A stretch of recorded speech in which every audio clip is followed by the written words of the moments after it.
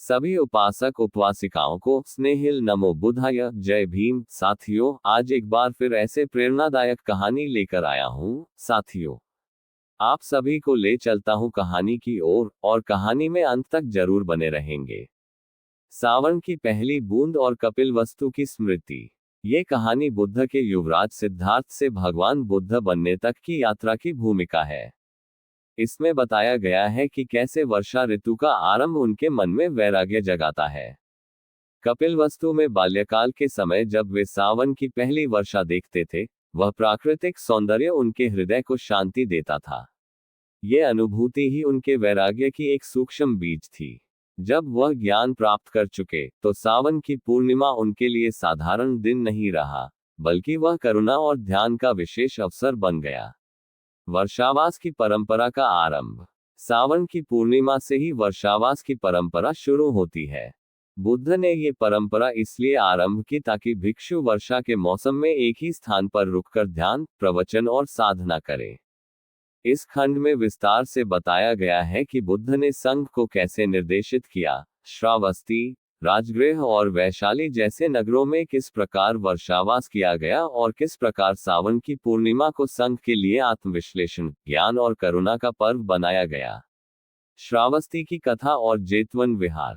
श्रावस्ती वह स्थान है जहां बुद्ध ने अपने जीवन के अधिकांश वर्षावास बिताए। जेतवन विहार में उन्होंने सैकड़ों उपदेश दिए और अनगिनत लोगों का जीवन बदल दिया। सावन की पूर्णिमा पर वहां विशेष ध्यान और उपदेश सत्र होते थे। इस खंड में एक युवा ब्राह्मण की कहानी है जो वर्षा की एक रात बुद्ध से मिलने आता है और उसका जीवन रूपांतरित हो जाता है। सावन की पूर्णिमा और अंगुलिमाल का मोक्ष। अंगुलिमाल, जो एक खूंखार डाकू था, एक श्रावण पूर्णिमा की रात बुद्ध से टकराता है। ये रात उसका जीवन बदल देती है। बुद्ध की करुणा और शांतिपूर्ण वाणी से वह पराजित होता है। वह उसी सावन पूर्णिमा की रात भिक्षु बन जाता है। इस खंड में पूरी कथा विस्तार से दी गई है। भय, पश्चाताप, करुणा और मोक्ष की अद्भुत यात्रा।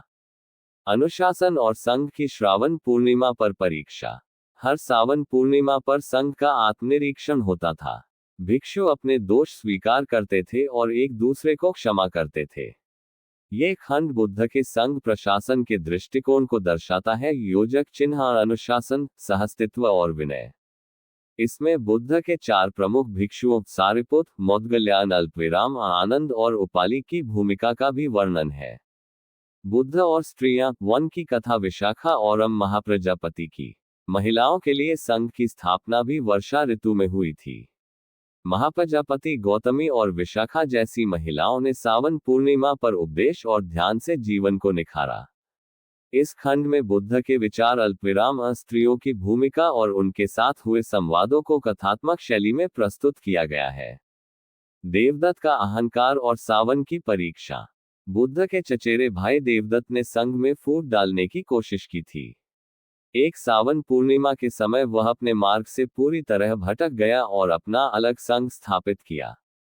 इस खंड में ये दर्शाया गया है कि कैसे अहंकार का पतन होता है और कैसे बुद्ध ने करुणा से देवदत्त को भी चेतावनी दी थी।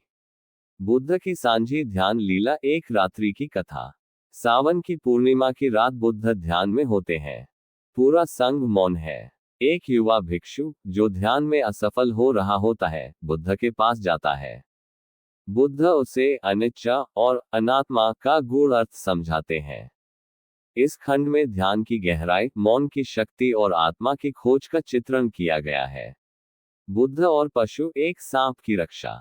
एक सावन पूर्णिमा की रात बुद्ध ध्यानस्थ होते हैं। अल्पविराम, तभी एक विषैला सर्प उनके पास आता है। उनके तप से प्रेरित होकर वह शांत हो जाता है। बुद्ध उसे उपदेश देते हैं, जीवन हत्या से नहीं, अहिंसा से महान बनता है। ये खंड अहिंसा और करुणा का प्रतीक है। आनंद और बुद्ध का संवाद, अंतिम सावन की कथा। बुद्ध जब वृद्ध हो जाते हैं तो उनका अंतिम सावन आता है। आनंद से उनका गहन संवाद होता है। योजक चिन्ह, मृत्यु, नश्वरता, धम्म और संघ की विरासत पर। ये खंड बहुत भावनात्मक और गूढ़ है, जीवन और मृत्यु के अंतिम सत्य को उजागर करता हुआ। सावन पूर्णिमा पर अंतिम उपदेश, अप दीपोभाव।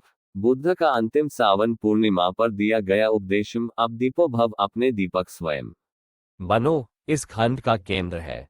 उन्होंने अंतिम बार संघ को संबोधित किया, ध्यान और मैत्री भाव से जीवन जीने की शिक्षा दी।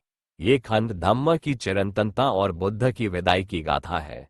आज की सावन पूर्णिमा धम्म का संदेश। ये खंड आज के युग की सावन पूर्णिमा की महत्ता पर केंद्रित है। किस प्रकार बुद्ध की शिक्षाएं आज भी वर्षावास, ध्यान, करुणा और संयम के माध्यम से जीवित है। ये खंड एक चिंतन है, कैसे हम आज बुद्ध की वर्षावास परंपरा को आत्मसात कर सकते हैं। इसमें आधुनिक बौद्ध विहारों, वैश्विक साधकों और वर्षावास साधना शिविरों का विवरण भी है।